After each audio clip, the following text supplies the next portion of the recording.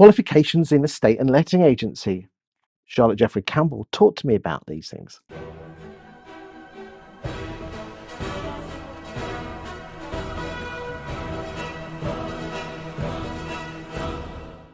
So if you're going to do a qualification, do it because the knowledge you gain from the qualification helps you become more quiet, compliant, more confident, and a better salesperson.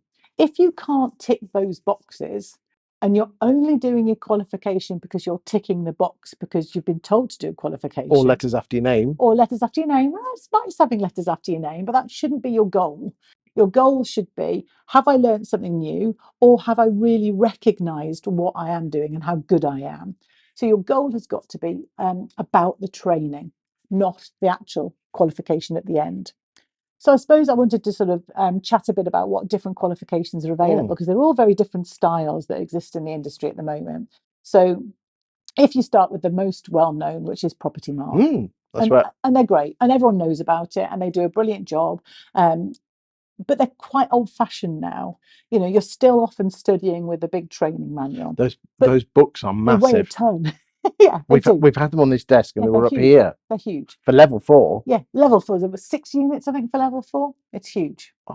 Now, for some people, that's perfect. If you're somebody who wants to sit at home, you want to study for hours and hours, and you understand the language that it's written in, they're great. I've trained people for years to pass those qualifications, but not everybody's wired like that. You know, you have an awful lot of people who are dyslexic in our industry. You know, the number of business owners who are dyslexic, you wouldn't believe in our industry. So you give somebody like that a manual like that, they're going to struggle.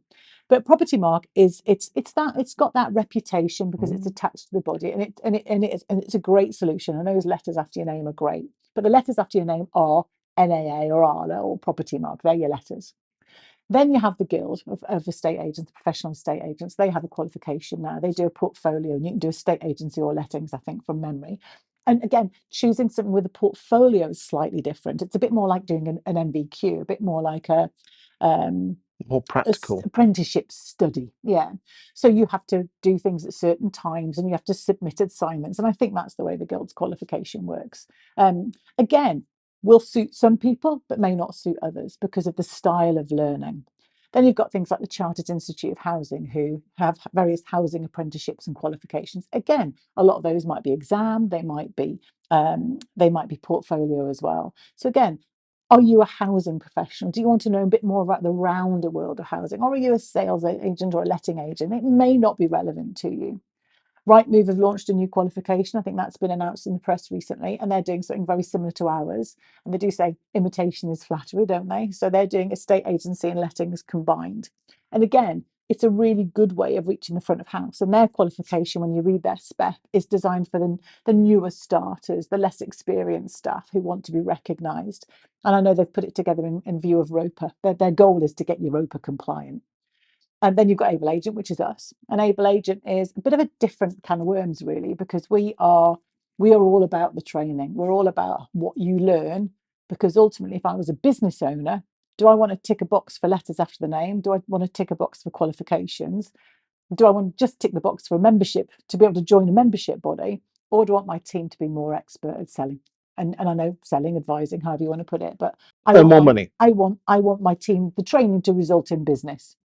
So it goes back to what I've talked about before, that why should these things be separate? Why should my qualification training be different from my sales skills training? And why should I need 2 providers? That's crackers. So Able Agent combines the 2.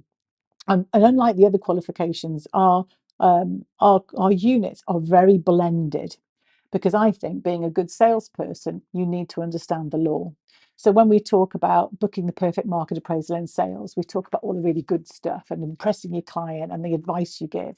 But we also attach that and say, look, but you have to understand the consumer regulations. You have to understand the Equality Act. You have to understand the cooling off period rules of any contracts.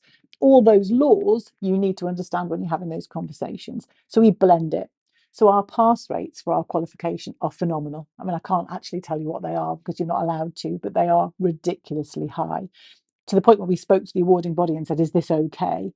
And they said, it just shows that your training is pitched exactly right. And it is, because when you do our course, you learn about the CPRs, not just once in one unit, you learn it all the way through. You learn sales skills all the way through.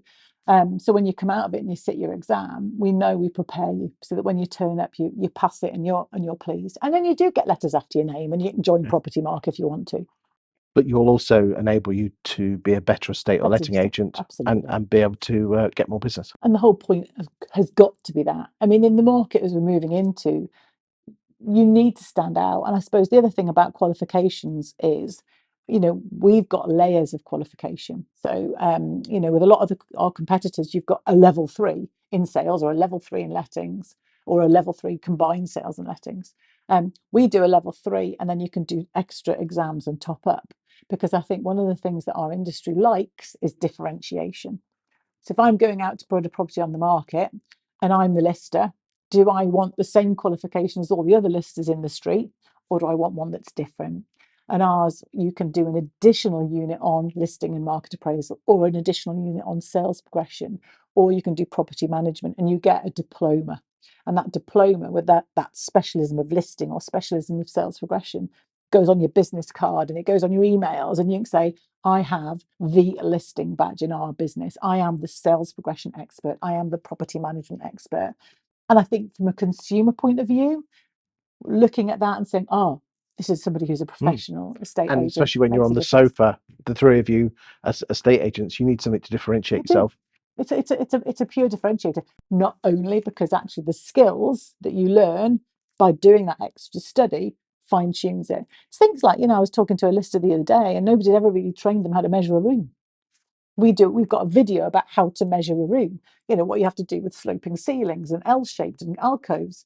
But you sometimes just go out there and wing it, don't you? Now, in most stuff in a estate agency, you can wing it and get away with it. Well, actually, no, you can't nowadays. You can't. I'm lying, actually.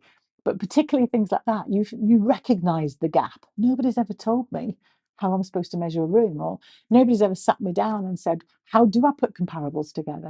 Things like that. So we try and demystify a lot of the practical stuff, but that helps you do your job well. That's got to be the key.